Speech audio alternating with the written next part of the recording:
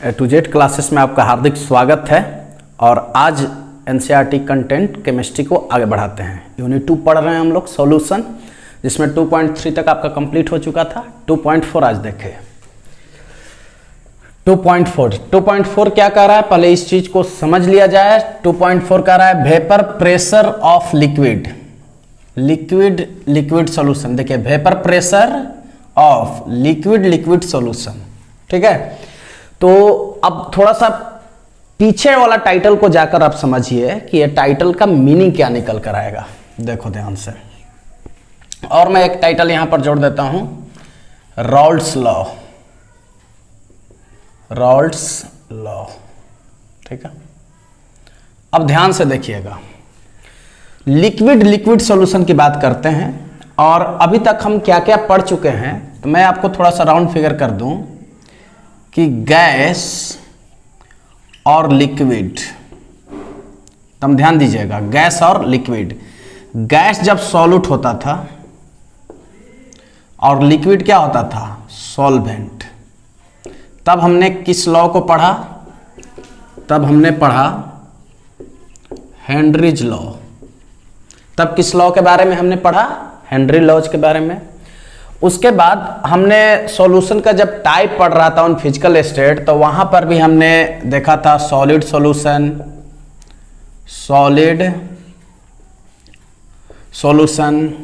फिर क्या देखा था, लिक्विड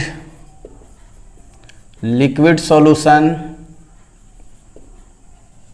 और फिर क्या देखा था, गैस सॉल्यूशन, ठीक है। इस चीज को अच्छा मैं इसलिए बता रहा हूं कि ताकि आप टॉपिक को अच्छा से पकड़ में लाएं, क्योंकि टॉपिक भारी नहीं है और यदि आप ऊपर पढ़ेंगे तो फिर आपको समझ में नहीं आएगा। तो हम जब सॉल्यूशन का जब क्लासिफिकेशन हम लोग कर रहे थे, तो वहां पर भी 3 प्रकार के सॉल्यूशन देखे थे, सॉलिड सॉल्यूशन, लिक्विड सॉल्यूशन और गैस सॉल्यूशन। सबका 3 टाइप हम देखे थे। इसमें भी सॉलिड सॉल्यूशन में भी सॉल्वेंट और सॉल्यूट की यदि बात करें तो सॉलिड भी होता था, सॉलिड गैस भी होता था, सॉलिड लिक्विड भी होता था। लेकिन सॉलिड उसमें क्या होता था, सॉलिड होता था सॉल्वेंट के रोल में, ठीक है। उस प्रकार से फिर लिक्विड सॉल्यूशन में हमने देखा था कि लिक्विड सॉल्वेंट के रोल में था। तो एक ऐसा स्थिति था जिसमें सॉल्यूट भी लिक्विड था, ठीक है। और उसके बाद जब गैस सॉल्यूशन देखे तो गैस इसमें सॉल्वेंट के रोल में था। एक ऐसा स्थिति था कि गैस जो है सॉल्यूट के रोल में भी और गैस सॉल्वेंट के रोल में भी। तो पिछले क्लास का जो हमारा कंटेंट था, पहले इस चीज को समझिए, वो था गैस और लिक्विड।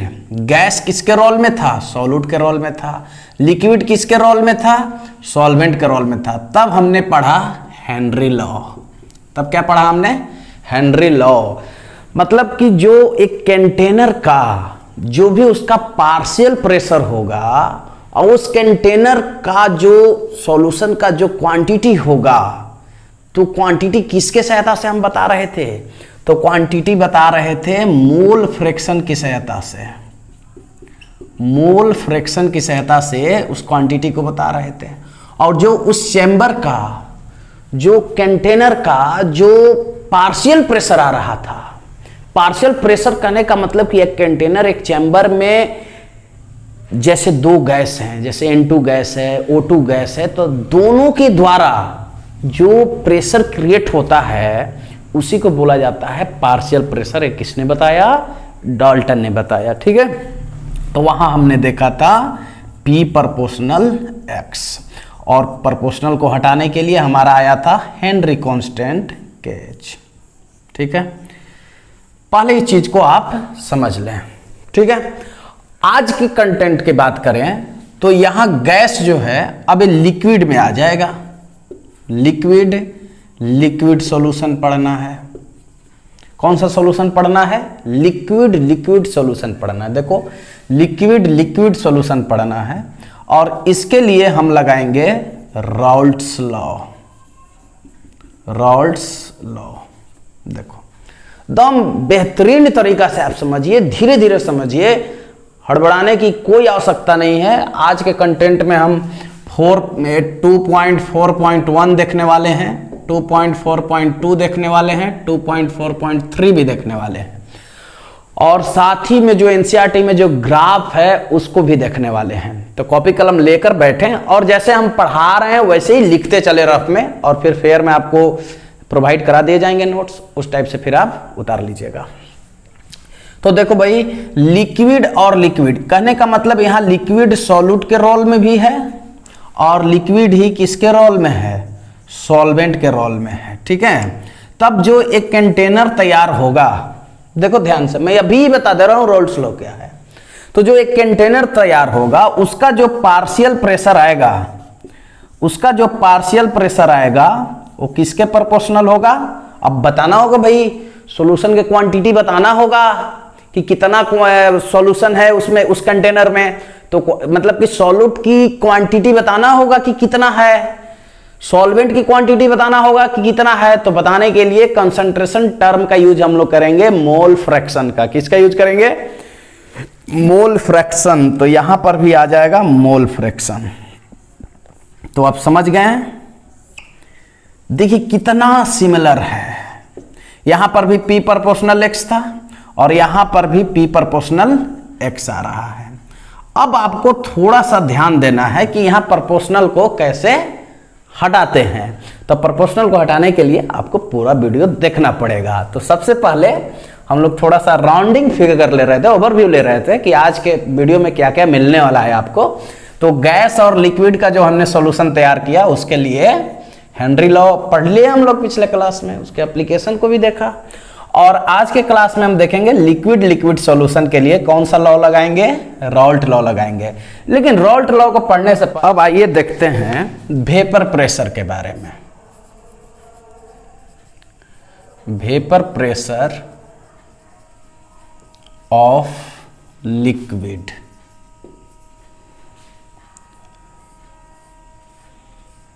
देखिए, वेपर प्रेशर को समझना है कि वेपर प्रेशर क्या होता है, लिक्विड का वेपर प्रेशर होता क्या है। तो वेपर तो आप समझ रहे हैं, वाष्प, गैस। तो सबसे पहले मैं थोड़ा सा एक कंटेनर लेके आपको बताता हूं स्टेप वाइज करके। देखिए ध्यान से, स्टेप 1 में एक कंटेनर ले रहे हैं, एकदम ध्यान से देखिएगा। एक कंटेनर ले लिए और एक लिक्विड का लेयर बना दे रहे हैं, ठीक है। इस लिक्विड का लेयर क्या है, ध्यान से देखिए। ये आपका लिक्विड का लेयर है, ठीक है। स्टेप 1 में हमने क्या किया कि खुला करके ये ओपन रखा, ये वाला जो भाग है ओपन रखे हैं और स्टेप 1 में खुला छोड़ दिया, ठीक है। अब आफ्टर फ्यू मिनट, अब कुछ देर के बाद इस कंटेनर को यदि आप देखेंगे, इस चेंबर को आप देखेंगे, इस चेंबर को आपने देखा, ये आपको वैकेंट दिखाई देगा। कारण क्या हुआ कि यहां का जो लिक्विड था, यहां का जो लिक्विड था वो आपको कन्वर्ट हो गया किस में, वेपर में कन्वर्ट हो गया, वेपर में कन्वर्ट हो गया। लेकिन अगर मैं स्टेप 2 की बात करूं, यदि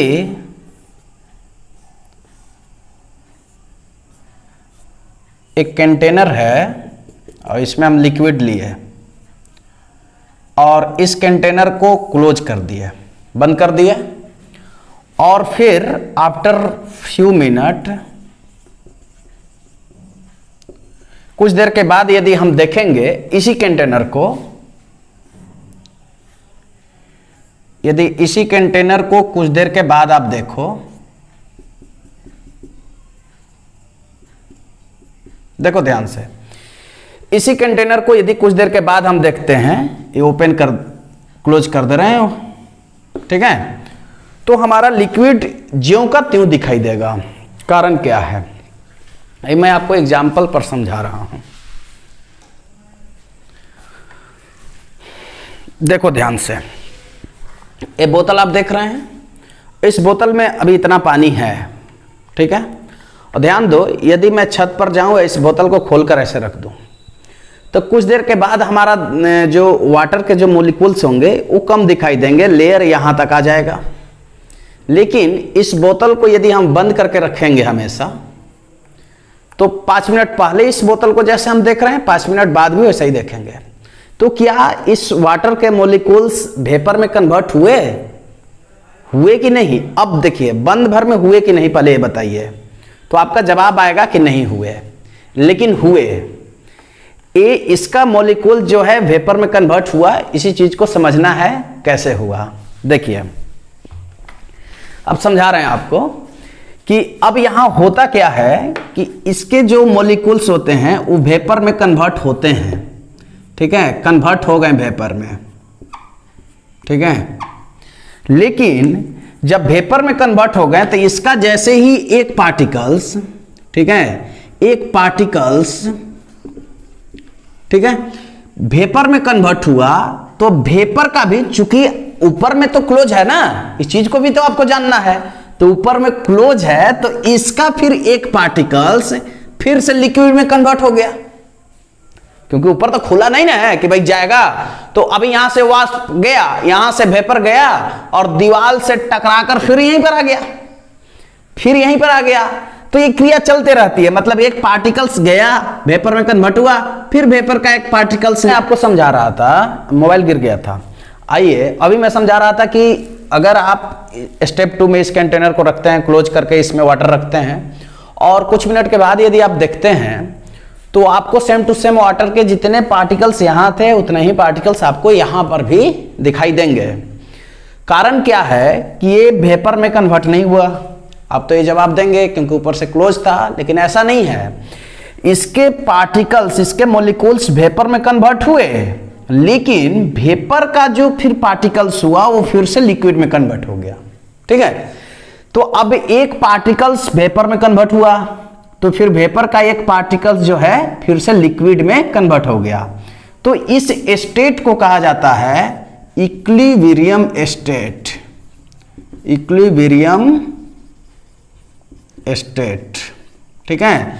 हिंदी में इसको बोलते हैं साम्यावस्था। क्या बोलेंगे? साम्यावस्था, इक्विलिब्रियम स्टेट। अब देखो ध्यान से, अब यहां से वेपर तो निकला, ऊपर से छत है, तो छत से फिर वेपर के जो पार्टिकल्स आएंगे वो इसके सरफेस पे एक प्रेशर एज्यूम करेंगे, एक प्रेशर क्रिएट करेंगे। जैसे ये सरफेस है लिक्विड का, ये मैंने लेयर बना रखा था, यहां पर ये सरफेस बना रखा था। तो यहां से जो वेपर बाहर निकले, तो चूंकि ये तो क्लोज है ना, तो ये क्लोज है, तो फिर से यहां से वेपर निकला और इसके लेयर पर एक प्रेशर क्रिएट कर रहा है। क्या क्रिएट कर रहा है? प्रेशर क्रिएट कर रहा है। अब इसी प्रेशर को बोला जाता है वेपर प्रेशर ऑफ लिक्विड। तो कैसे इसका डिफिनेशन लिखेंगे, देखो ध्यान से। द प्रेशर क्रिएट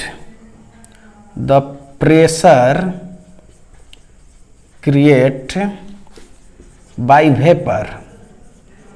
वेपर, ठीक है, ऑन लिक्विड सरफेस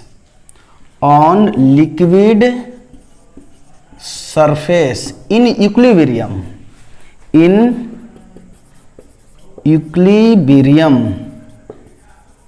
ठीक है, is called the pressure create, ठीक है। एक प्रेशर क्रिएट होता है किसके द्वारा भाई?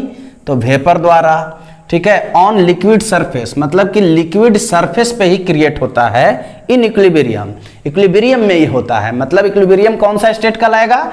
जब इसका एक मॉलिक्यूल्स जो है वेपर में बदलेगा और वेपर का एक पार्टिकल्स जो है फिर से लिक्विड में बदलेगा, तो इस स्टेट को ही कहा जाता है इक्विलिब्रियम स्टेट। तो in equilibrium is called vapour pressure of liquid.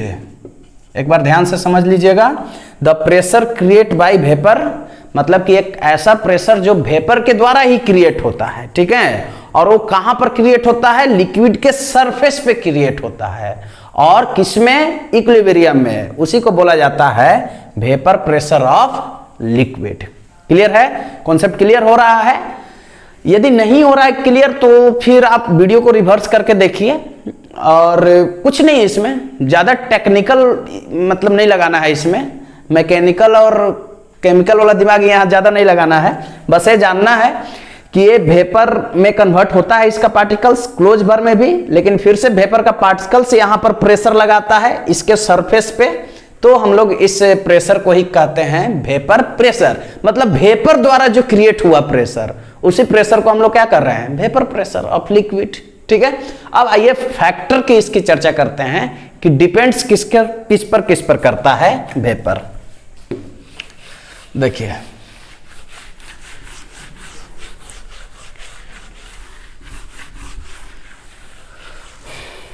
चलो देखते हैं, अब डिपेंड्स की बात कर लेते हैं। डिपेंड्स, ठीक है, डिपेंड्स में पहला बताते हैं आपको। डिपेंड्स में पहला है टेम्परेचर, जानते हैं टेम्परेचर इस पे कैसे इफेक्ट करता है। तो टेम्परेचर में तो आप बहुत आसानी से बता सकते हैं कि अगर टेम्परेचर आप बढ़ा दोगे, ठीक है, तो ऑफकोर्स जो है वेपर प्रेशर तो बढ़ ही जाएगा। उसके जो पार्टिकल्स हैं, लिक्विड के जो पार्टिकल्स हैं, वो फास्ट जो है वेपर में कन्वर्ट हो जाएंगे। तो इसका मतलब ये हुआ कि यदि टेम्परेचर को आप इंक्रीज करते हैं, ठीक है, लिख ही देते हैं, टेम्परेचर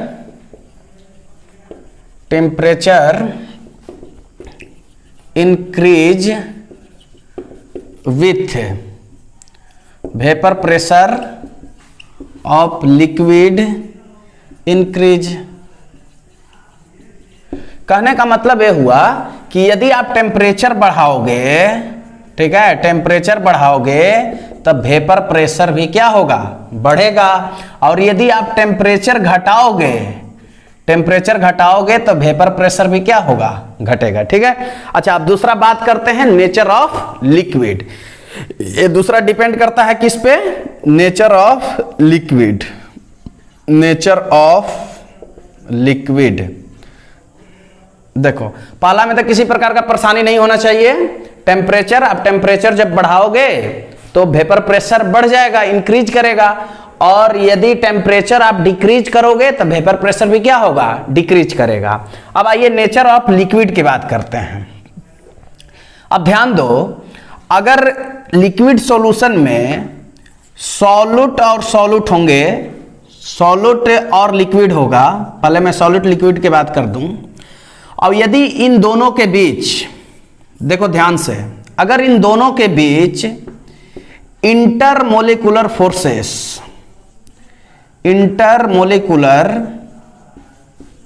फोर्स, इसको शॉर्ट में आईएमएफ भी बोल सकते हैं, यदि इंटरमोलिकुलर फोर्स यहां पर तगड़ा होगा, मतलब कि क्लोज होगा, तो मतलब कि ज्यादा होगा, तो वेपर प्रेशर यहां पर कम होगा। इस चीज को आपको जानना है। लेकिन यदि लिक्विड मान लो, लिक्विड और लिक्विड जब नेचर रहेगा, तो इस स्थिति में यदि इंटरमोलिकुलर फोर्सेस यदि ज्यादा होगा तो वेपर प्रेशर क्या होगा, कम होगा, ऐसे जानना है। और ऊपर वाला केस में भी यदि इंटरमोलिकुलर फोर्सेस ज्यादा होगा तो वेपर प्रेशर क्या होगा, कम होगा। लेकिन जब एक दूसरे को ये नापसंद कर देंगे, मतलब कि इंटरमोलिकुलर फोर्सेस बहुत कम होगा, न के बराबर होगा, तो उस स्थिति में इंटरमोलिकुलर फोर्सेस यदि कम होगा, तो उस स्थिति में वेपर प्रेशर लिक्विड का क्या हो जाएगा, ज्यादा हो जाएगा। ठीक है, मतलब कि वहां पर कोई फोर्स ही नहीं काम करेगा, तो उसके पार्टिकल्स जो है ज्यादा से ज्यादा वेपर में कन्वर्ट हो जाएंगे। तो बस इतना ही था, टेम्परेचर कैसे इफेक्ट करता है प्रेशर पर। तो टेम्परेचर यदि बढ़ाओगे तो वेपर प्रेशर भी उसका क्या होगा, बढ़ जाएगा। और यदि टेम्परेचर को कम करोगे तो वेपर प्रेशर क्या हो जाएगा, कम हो जाएगा। अब नेचर ऑफ लिक्विड की बात कर लेते हैं। यदि सॉल्यूट और लिक्विड का यदि कोई भी सॉल्यूशन आपने तैयार किया है और इसमें वेपर प्रेशर देखना है, तो हम देखेंगे इन दोनों के बीच इंटरमोलिकुलर फोर्सेस। तो यदि इंटरमोलिकुलर फोर्सेस ज्यादा होगा तो वेपर प्रेशर क्या होगा, कम होगा। मतलब कि जब बॉन्ड पूरा तगड़ा हो जाएगा, फोर्स यहां पर काम करने लगेगा दो कंपोनेंट के बीच, तो उस स्थिति में उसके पार्टिकल जो है वेपर में कम कन्वर्ट होंगे, तो वेपर प्रेशर क्या होगा, कम होगा। लेकिन इंटरमोलिकुलर फोर्सेस यदि कम होगा तो उस स्थिति में वेपर प्रेशर क्या हो जाएगा, ज्यादा हो जाएगा। तो ये तो रहा हमारा वेपर प्रेशर ऑफ लिक्विड। अब हम लोग पढ़ते हैं राउल्ट्स लॉ क्या होता है।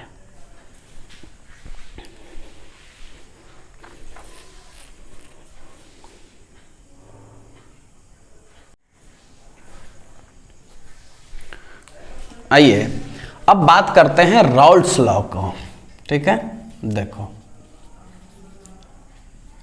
राउल्ट्स लॉ, ये राउल्ट्स लॉ क्या होता है पहले इस चीज को जानिए। ठीक है, मैं पहले इसका डिफिनेशन ही लिख दे रहा हूं कि राउल्ट्स लॉ क्या होता है। In any liquid solution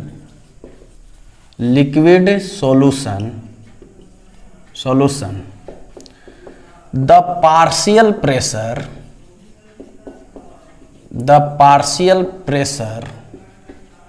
of solution, देखिए the partial pressure of solution is directly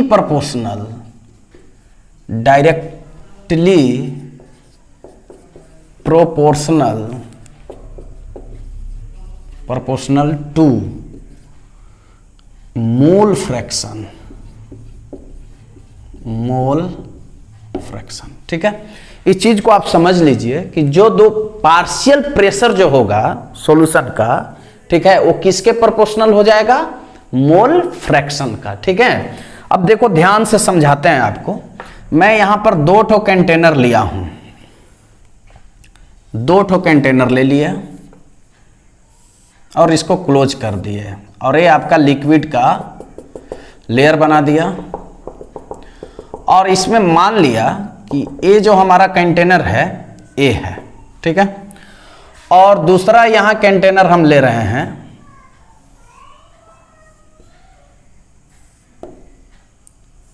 दूसरा कंटेनर ले रहे हैं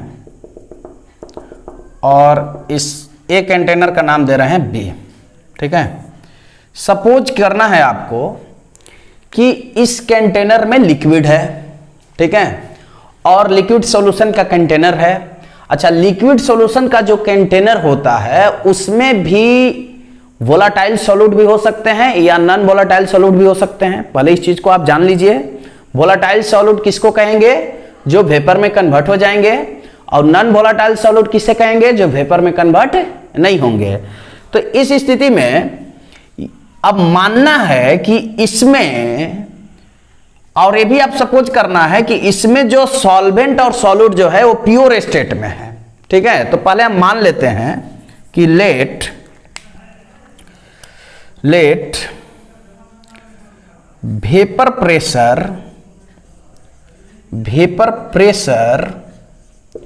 ऑफ ए कंटेनर है, of a in pure state. पहले इस चीज को आप समझ लीजिए।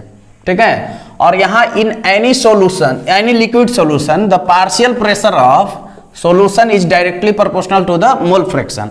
मतलब एक्चुअली में हमें बताना है कि इसका क्वांटिटी क्या होगा। तो क्वांटिटी किससे बताया जाएगा भाई, तो मोल फ्रैक्शन से बताना है, कंसंट्रेशन टर्म से बताना है आपको। और उसके बाद क्या मानेंगे हम, इसको मानेंगे P1 नॉट, याद रखिएगा प्योर स्टेट में होगा तो। उसके बाद सेकेंड चैम्बर को मानते हैं हम vapour pressure of be in pure state, तो P2 नॉट हो जाएगा। अच्छा, इस चीज को आपको समझना है थोड़ा ढंग से। आप अपने स्टाइल से भी कंटेनर को मिला सकते हैं, एक में सॉल्यूट दूसरा में सॉल्वेंट, और फिर दोनों को मिलाकर एक कंटेनर आप तैयार करेंगे, तो उसको भी आप अलग अलग क्लासिफाइड करेंगे। तो हमने क्या किया कि लेट वेपर प्रेशर ऑफ ए, मतलब इसका वेपर प्रेशर मान लिया इन प्योर स्टेट, मतलब कि शुद्ध अवस्था में, प्योर अवस्था में P1 नॉट। ठीक है, और कंटेनर बी का हमने वेपर प्रेशर लिया, ठीक है, प्योर स्टेट में P2 नॉट। ठीक है, चलो उसके बाद इसमें भी आपका सॉल्यूट और सॉल्वेंट दोनों है इस कंटेनर में, और यहां पर भी सॉल्यूट और सॉल्वेंट दोनों है। तो इस स्थिति में हम पार्शियल प्रेशर पर विचार करते हैं।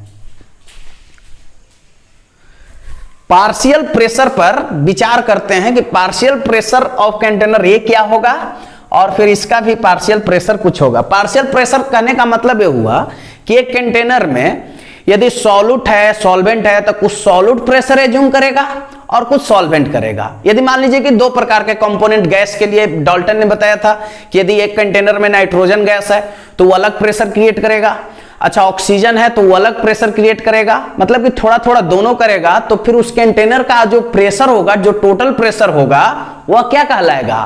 पार्शियल प्रेशर ऑफ सॉल्यूशन कहलाएगा। तो अगर मैं बात करूं इसके पार्शियल प्रेशर की, देखो यहां पर ध्यान से, अगेन लेट, अगर मैं पार्शियल प्रेशर की बात करूं, अगेन पार्शियल प्रेशर ऑफ ए, तो देखो पार्शियल प्रेशर ऑफ ए क्या लेंगे आप? P1 ले लेते हैं पहला कंटेनर के लिए, और दूसरा के लिए partial pressure of B P2। ठीक है, अब चीजों को जानते हैं कि प्योर स्टेट में आपने P1 नॉट लिया और बी के लिए, दूसरा कंटेनर के लिए P1 नॉट और P2 नॉट, और इसके लिए हमने लिया है P1 और P2। अब अकॉर्डिंग टू दिस लॉ देखते हैं, कह रहा है कि in any liquid solution the partial pressure of solution is directly proportional to mole fraction. कहने का मतलब कि P जो है वो किसके प्रोपोर्शनल होगा? X के होगा। ठीक है, पहले इस चीज को जान लेते हैं। तो यहां पर देखिए आप, अगर फर्स्ट की हम बात करें तो देखो टोटल पार्शियल प्रेशर तो ये आया आपका P1 प्रोपोर्शनल क्या होगा? X1 के। अकॉर्डिंग टू दिस चलें रॉल्स लॉ, तो देखो P प्रोपोर्शनल X, तो P1 प्रोपोर्शनल क्या होगा? ये जो P है वो क्या है? पार्शियल प्रेशर है, और पहला कंटेनर का पार्शियल प्रेशर हमने क्या लिया है? P1 लिया है, तो P1 प्रोपोर्शनल क्या हो जाएगा? X1। अब यहां पर देखो P1 प्रोपोर्शनल को हटाते हैं, इस प्रोपोर्शनल को हटाने के लिए एक प्योर स्टेट आपका काम करेगा। प्योर स्टेट में जो आपने वेपर प्रेशर लिया था, क्या लिया था? तो P1 नॉट X1, इक्वेशन 1 देख लेते हैं थोड़ा। हाँ चलो ठीक है, अभी नहीं कट रहा है। आइए बात करते हैं, अब इसका बात करते हैं, अब कंटेनर बी की बात करते हैं। अब यहां पर देख लो, कंटेनर बी के लिए P2 प्रोपोर्शनल क्या हो जाएगा? X2, और यहां पर P2 बराबर P2 नॉट X2, इक्वेशन क्या हो जाएगा? 2। अभी भी नहीं कटा है, चलो यहां तक ठीक है। अब एक बार और समझ लीजिए, P1 proportional X1 according to Raoult's law, तो इसको प्रोपोर्शनल को हटा दिए, प्योर स्टेट में जो आपने वेपर प्रेशर लिया था उससे, और P2 proportional X2 according to Raoult's law, और यहां प्रोपोर्शनल को हटा दिए P2 नॉट X2। अब बात करते हैं टोटल प्रेशर। टोटल प्रेशर की बात करते हैं कि टोटल प्रेशर क्या होगा। तो टोटल प्रेशर क्या है? पार्शियल प्रेशर है, तो टोटल प्रेशर इस टाइप से निकालेंगे, PT बराबर P1 प्लस P2। तो देखो भाई, क्या टेक्निकल फॉल्ट इतना हो रहा है ना।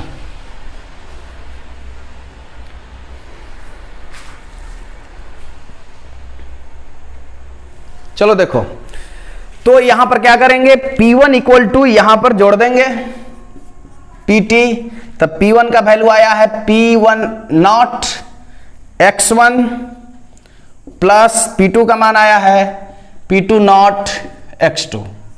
तो ये हमारा निकल गया total partial pressure of solution, जब दोनों कंटेनर को हम आपस में मिलाते हैं तो। ठीक है, अब हम जानते हैं, वी नो दैट क्या जानते हैं? XA plus XB equal to 1। Mole fraction का जो एडिशन होता है वो किसके बराबर होता है? 1 के बराबर होता है। तो यहां इन दिस सिचुएशन हम क्या मानते हैं? X1 plus X2 equal to 1।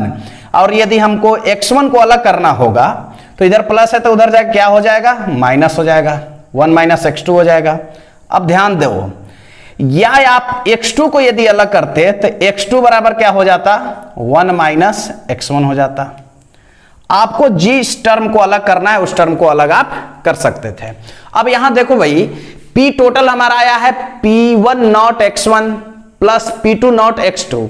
तो अब हम यहां पर x1 के जगह पे 1 माइनस x2 रख सकते हैं। देखो कैसे रखेंगे। P टोटल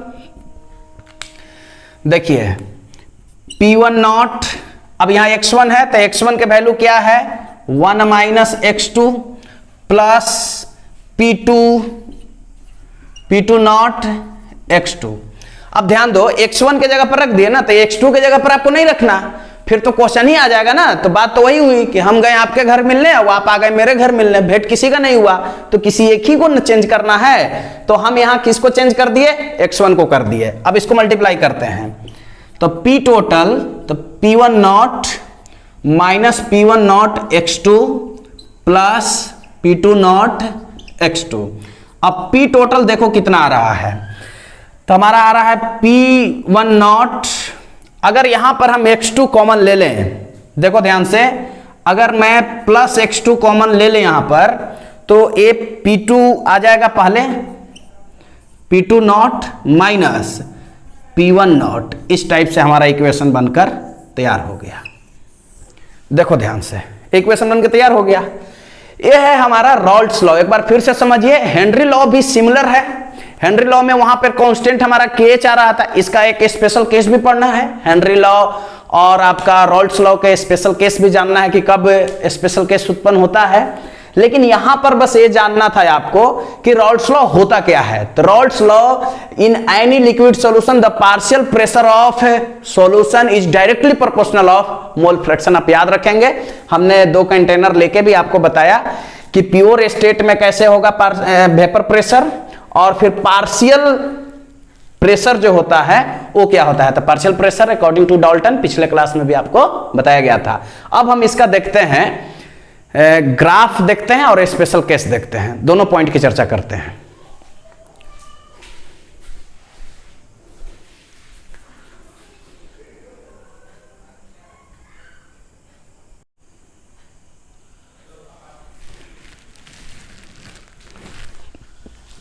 आइए अब बात करते हैं इसके ग्राफ का, कि रॉल्स लॉ, थोड़ा सा स्पेलिंग देख लीजिएगा आप, थोड़ा मिस्टेक हो गया है। रॉल्स लॉ इस टाइप से लिखेंगे, ठीक है, RAOULTS, रॉल्स लॉ, ठीक है। आइए ग्राफ की पहले बात कर लेते हैं, जो NCERT में ग्राफ दिया हुआ है, ठीक है, देखिए ध्यान से।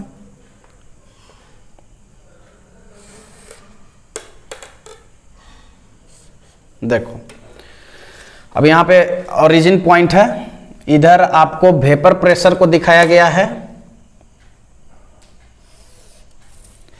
इधर वेपर प्रेशर को दिखाया गया है, और इधर जो है वो मोल फ्रैक्शन को दिखाया गया है, ठीक है, मोल फ्रैक्शन, ठीक है। अब देखो ध्यान से, मोल फ्रैक्शन को इधर दिखा रहे हैं, तो x1 बराबर, यहां पर देखिए x1 बराबर 0 ले रहे हैं, तो यहां x1 बराबर लेना पड़ेगा आपको 1, और यदि x2 यहां पर आप 0 लीजिएगा, x2 यदि आप 1 यहां लीजिएगा, तो x2 यहां पर क्या लेना होगा, 0 लेना होगा, ठीक है। ऐसा करते हैं, x1 यहां पर 1 लेते हैं, तो यहां पर x1 क्या लेना होगा आपको 0, और यहां यदि x2 आप 0 लेते हैं तो x2 क्या लेना होगा 1, ठीक है। चलो क्लियर है। अच्छा एक चीज और आपको देखना है, अगर x1 आप 0 ले लेते हैं यहां पर, और x1 यहां, तो ग्राफ पर कोई भी असर नहीं करेगा, ठीक है। कैसे नहीं करेगा, देखिए ध्यान से।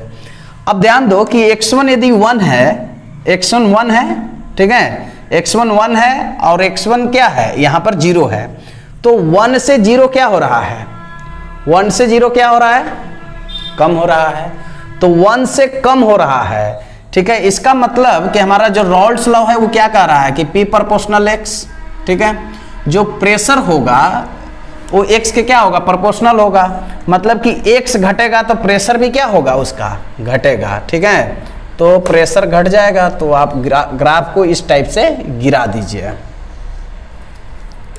ग्राफ को क्या किया हमने, गिरा दिया, ठीक है। अब देखो ध्यान से, अब यहां पर आप P1 प्रोपोर्शनल x1 ले सकते हैं, इसको आप ऐसे लिख सकते हैं P1 प्रोपोर्शनल x1, ठीक है। अब उसके बाद देखो x2 0 है, x2 क्या है 0 है, और यहाँ x2 क्या है 1 है, तो यहाँ इस टाइप से देखो, हम ध्यान से यहाँ देखो x2 यहाँ 1 है, ठीक है, 1 से कहाँ जा रहा है 0 आ रहा है, तो मतलब कि कम हो रहा है, तो इसको भी ऐसे आप गिरा दीजिए, ठीक है। देखो बहुत इजी ग्राफ है, गिर गया, और ये इक्वेशन क्या हो जाएगा P2 प्रोपोर्शनल x2, और ये जो आपको लाइन दिखाई दे रहा है ये लाइन हो जाएगा क्या total partial pressure of solution, P2 equal to क्या P1 प्लस P2, ठीक है। तो यही है आपका ग्राफ, बहुत इजी था, ये आपका मोल फ्रैक्शन इधर दर्शाया गया है। तो देखो एक बार और समझ लो, x1 यहाँ 1 है, 1 तो 0 की ओर, तो मतलब नीचे की ओर जाएगा, और यहाँ x2 1 है तो 0 की ओर नीचे आएगा, और ये इस लाइन को मिला देंगे तो ये क्या हो जाएगा टोटल निकल जाएगा, total pressure of partial pressure of solution. ये रहा आपके सामने ग्राफ। अब बात करते हैं Raoult's law as a special case of Henry law, ठीक है। ग्राफ को स्क्रीनशॉट ले लीजिए और मैं इसको मिटाता हूं। उसके बाद देखिए आप कह रहा है कि स्पेशल केस कब होगा, ठीक है, देखिए ध्यान से, स्पेशल केस कब होगा, Raoult's law as a special case of Henry law.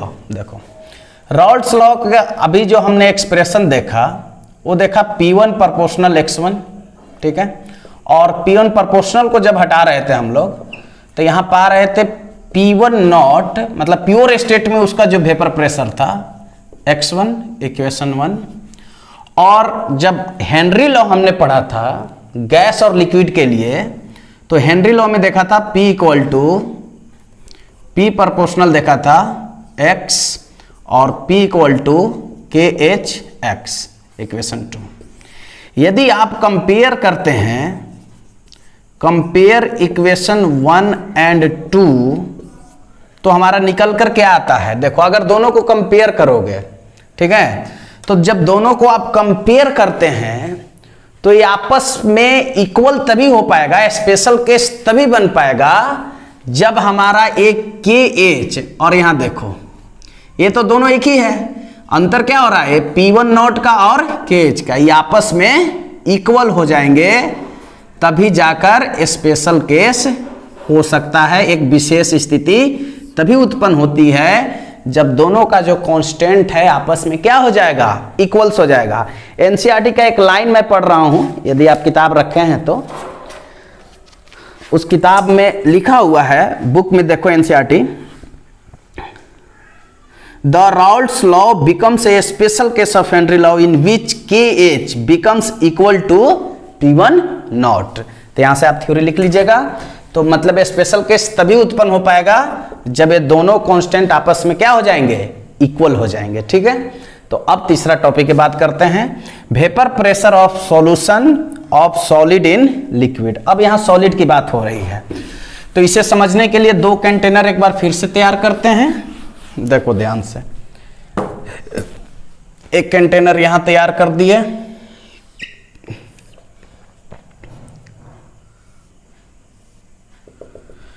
और इस कंटेनर में हम ले लिए प्योर सॉल्वेंट, प्योर सॉल्वेंट, और दूसरा यहां पर कंटेनर है,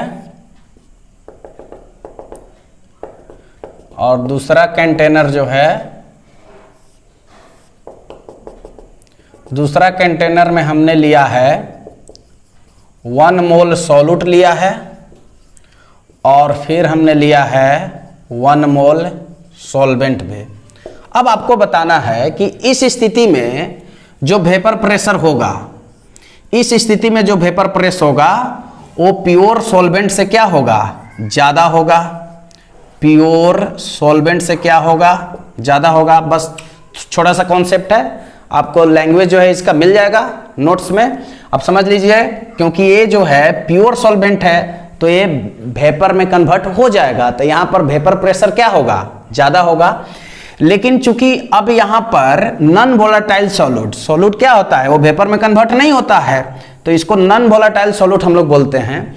तो जब इसमें हम लोग मिलाते हैं तो चूंकि यहां पर मिल गया, ठीक है, 1 मोल सॉल्यूट मिल गया, और सॉल्यूट क्या रखे हैं आप, सॉलिड रखे हैं।